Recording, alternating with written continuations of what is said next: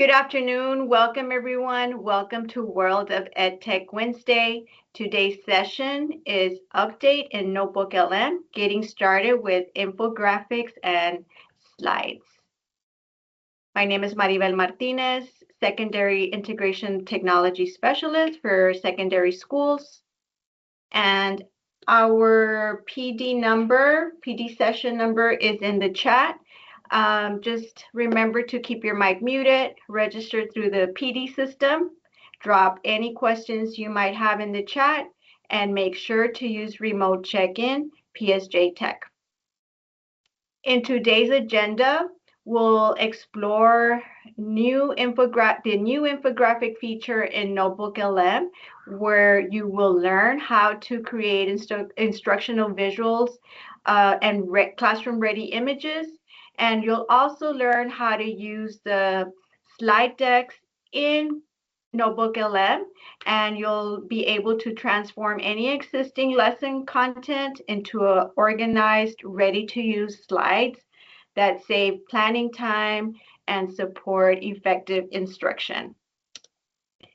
And if you're wondering, as a teacher, if infographics and slide decks are for you, they work for you. Well, if you teach any of these contents, any subject really, you'll be able to create some content and use some resources to be able to make infographics and slide decks for your lessons. In math, you can use it for explaining a skill to gain conceptual understanding or order of operations. In RLA, you can create an infographic to break down maybe a complex text into key ideas and details. And also, even for the writing process, maybe an infographic to create the steps for the writing process. In science, you can use infographics to maybe describe the cell structure and function, mitosis and meiosis, even scientific reasoning.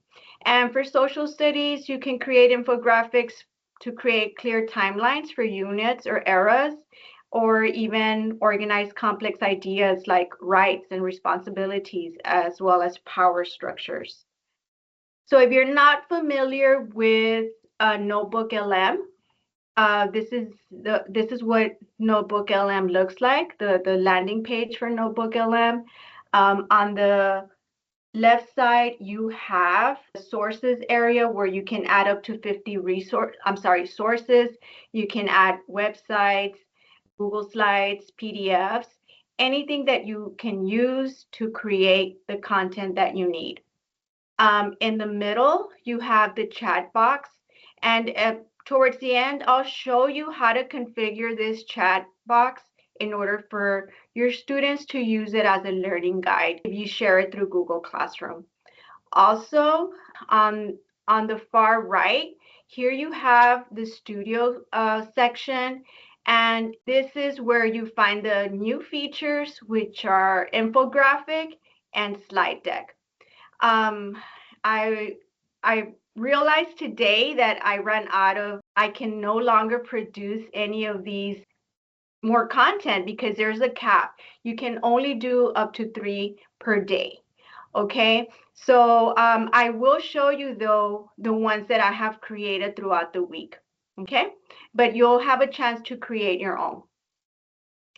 All right, so before we start effective prompting to get better outcomes, I just want to let you know that the infographic feature and the slide deck feature are still in beta. And what that means, it's a test version that people can try out. It's not fully finished yet. That might have been one of the reasons also I got a cap. I don't even think I got to produce 3 today, but see how that goes. It may still have bugs, it might be glitchy, but some of those features might change, okay? And what it is, it'll be like that for a couple of months before it's a full-blown version in NotebookLM. So before creating a slide deck or an infographic, the prompting that we're going to enter today, you need to click on that pencil icon in order to customize it to your needs. Make sure that you don't want to hit just the infographic right away. You want to customize it. That way it's more customized to your learning or teaching goals. So the pro tip here is that if you have struggling readers, emergent bilingual students, or students receiving special education services, you want to customize your prompt within the tool based on your teaching or your learning goals. Okay? All right. So we're going to start off with the prompting before we go actually to NotebookLM. Okay? I created two prompts. The first one is for infographics. This is an infographic that I created using that feature. And basically, the prompt that I use, there's one there by default, but you can use this one to be more specific as to what you want. I made sure that in my prompt, I'm asking the AI to design the layout for cognitive clarity by using consistent spacing, clear sectioning, 30 to 40% intentional white space to reduce cognitive overload and improve comprehension.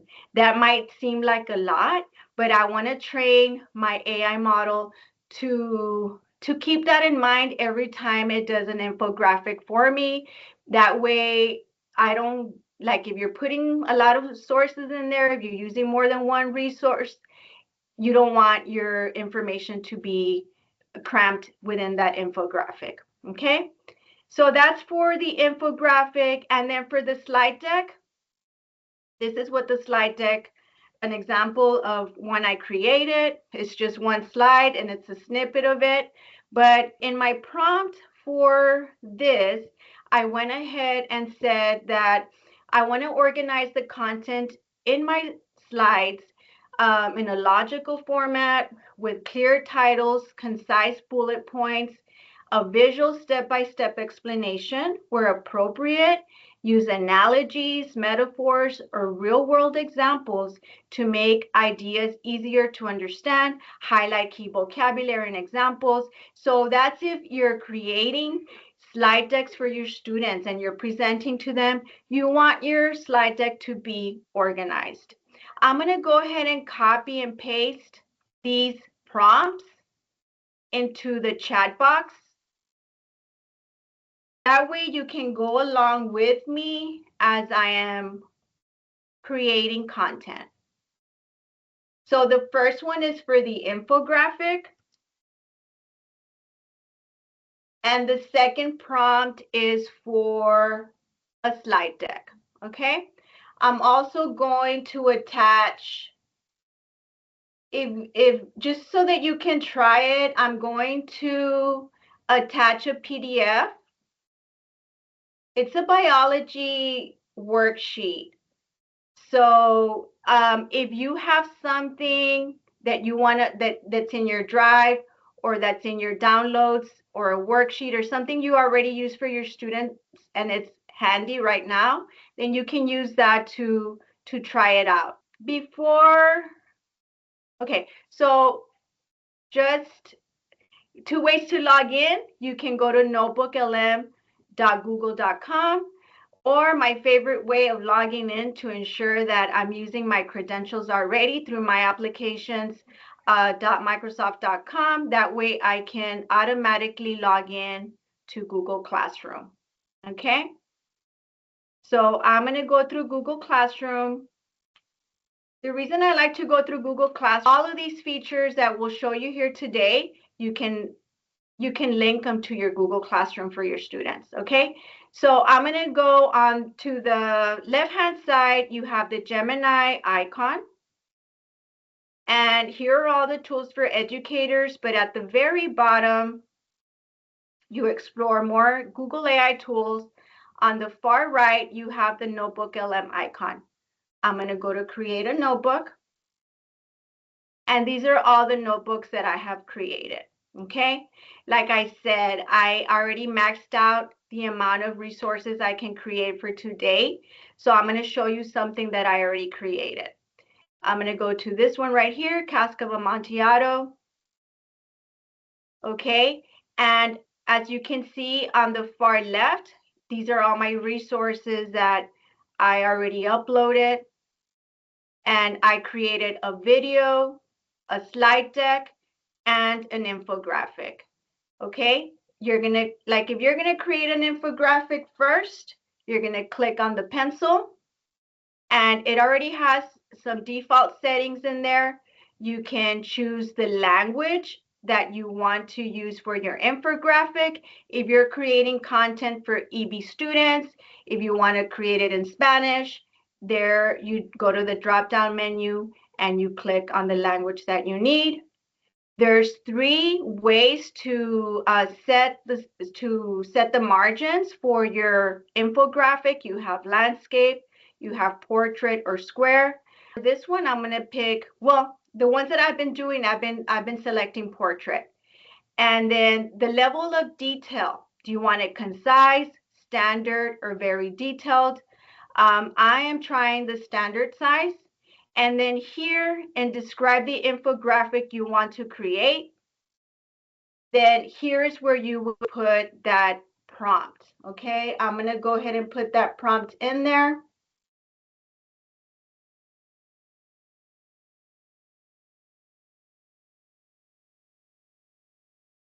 So create a student-friendly infographic that clearly explains key ideas for. If you're using the PDF that I provided in the chat, I'm just going to say for, oh, you would have to upload, remember to upload the PDF or whatever item and the sources, okay, which is on the left-hand side. Upload the source that you're going to use to create your infographic. And I'm going to say this form was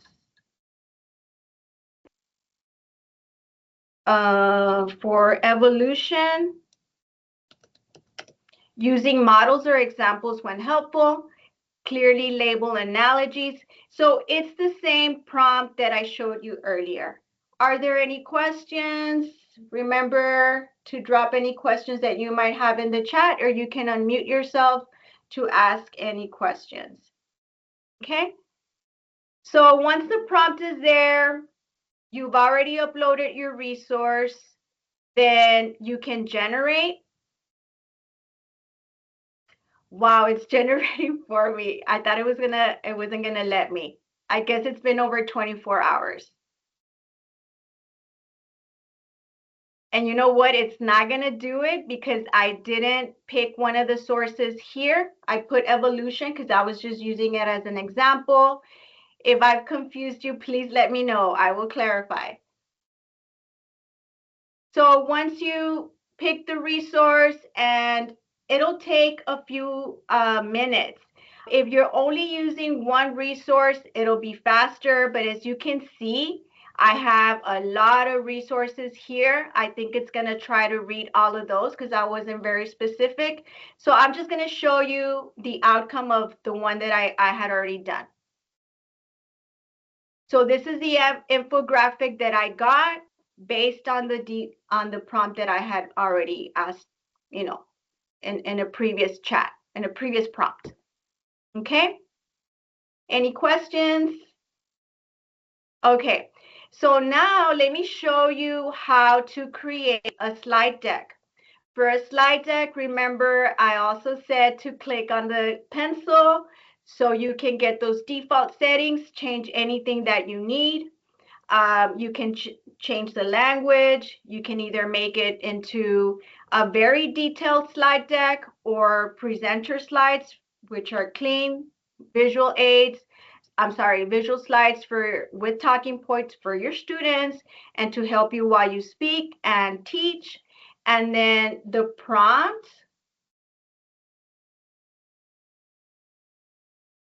I'm going to go ahead and put the prompt here. Using only the selected source documents, because remember, you don't want to use all 50.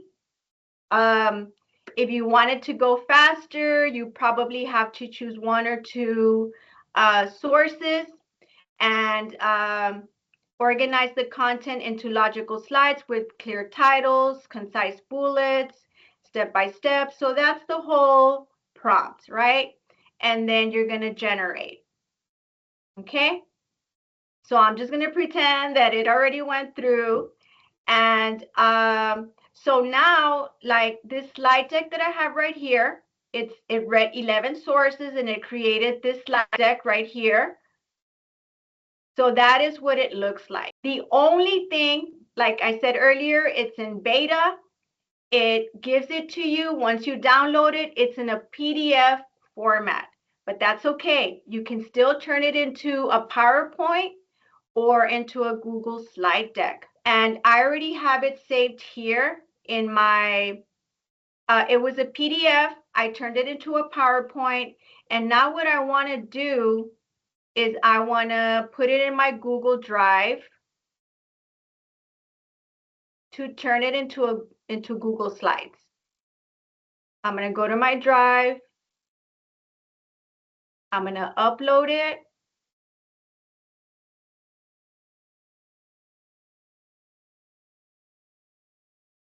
It's in my recents right here.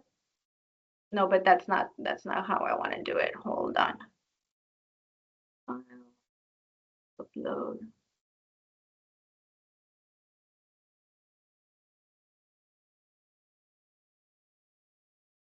I already turned it into, let me see.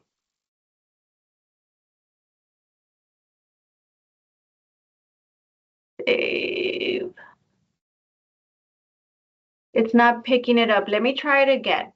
Because what you can do is once you turn it into a PowerPoint, you can upload it here into your Google Drive. And I don't see it as a PowerPoint, so I don't think it turned it into a PowerPoint for me, but I need to look for one that's already, here it is. Okay, I'm going to upload it.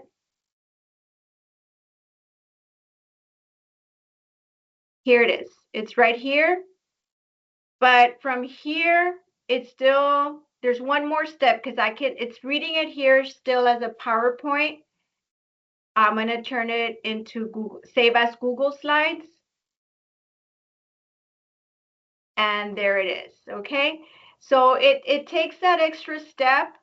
And like I said, maybe it's because it's still in beta that it's not automatically turning it into Google Slides. But that is the way that you produce or create those infographics and slide decks. So if there are no questions, if that's it, then we are going to do some door prizes.